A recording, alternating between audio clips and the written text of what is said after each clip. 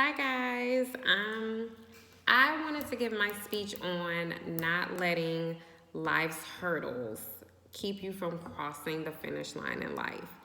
Um, this is from personal experience. I've had a lot of hurdles in my life where I felt like if it wasn't one thing, it was another. Anything that you can think could happen to an individual just about happened to me. But I had to learn that no matter what obstacles life throws at you, no matter how many hurdles are thrown in your way, you have to find a way to move past them or jump over them sometimes and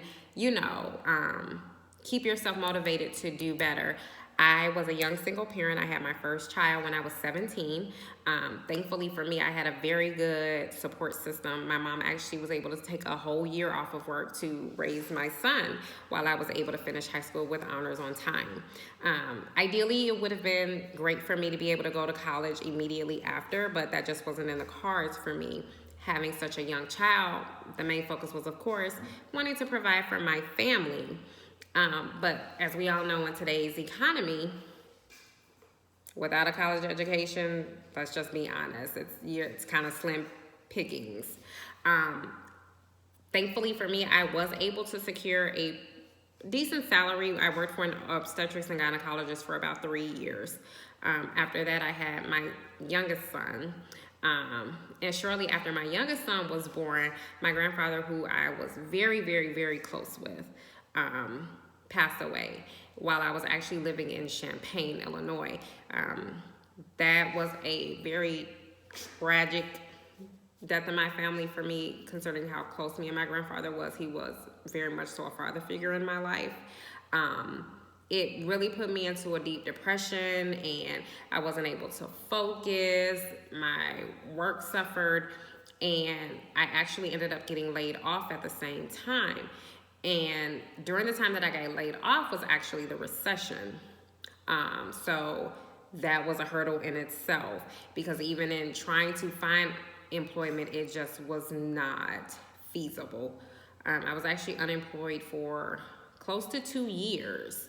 And in that time, of course, you go through a lot financially, which is another aspect that leads you into depression and other emotions of or feelings of just failure and a lot of things are just going on in my life that I felt like, okay, nothing's gonna get better, like nothing. So I made this life-changing decision. I'm like, let me just change of scenery, new environment, maybe new opportunities. And that's actually when I decided to move to Arizona. I had researched it for a while. The job market here was excellent. The cost of living here was very much so cheaper than living in Chicago. So I packed up me and my 2 children and we moved here about 3 years ago. Once I got here, everything was good. The transition was very smooth. My kids adjusted well. I really had nothing to complain about. And I was at the young, ripe age of 29.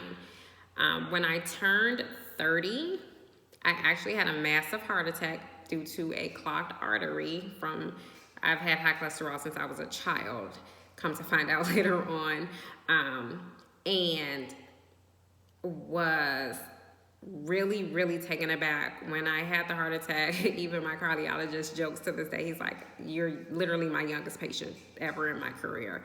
30-year-olds just don't have heart attacks. But thankfully, I actually survived. I went through a whole year of rehabilitation, physical therapy, and I even had to learn how to walk again. And I had to go through speech therapy.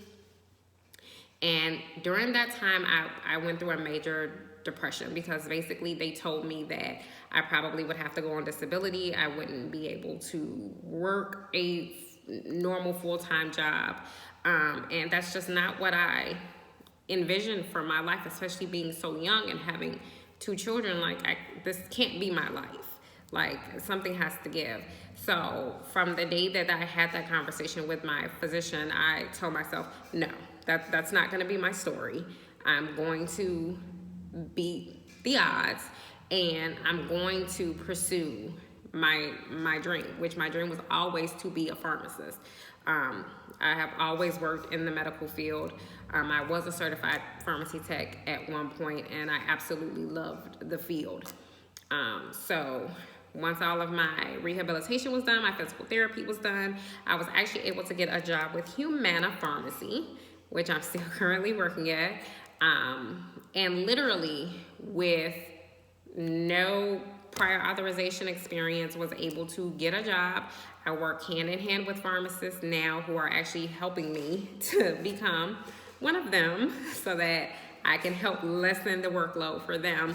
But basically, I just wanted to give these real life examples to encourage anyone that has ever been through anything where people have told you that you can't, you won't be able to, you know, just give it up, throw it away. Never give up on yourself. Never count yourself out. I don't care how hard life gets or how it seems as if it's not one thing, it's another. Never count yourself out. Always encourage yourself to do better and to be better. And anything that you set your mind to, you can do it as long as you believe in yourself. There's always gonna be people that are gonna doubt you, be in your ear, oh, you can't do it, or you really shouldn't think that big, aim for something smaller. No, you aim for the highest of the high. Because if you really want it, you can get it. There's nothing in your way stopping you but you. So I just wanted to give those words of encouragement to anybody that's going through anything. I like to always share my story because I consider myself young. I am young, and I've been through a lot in my 32 years.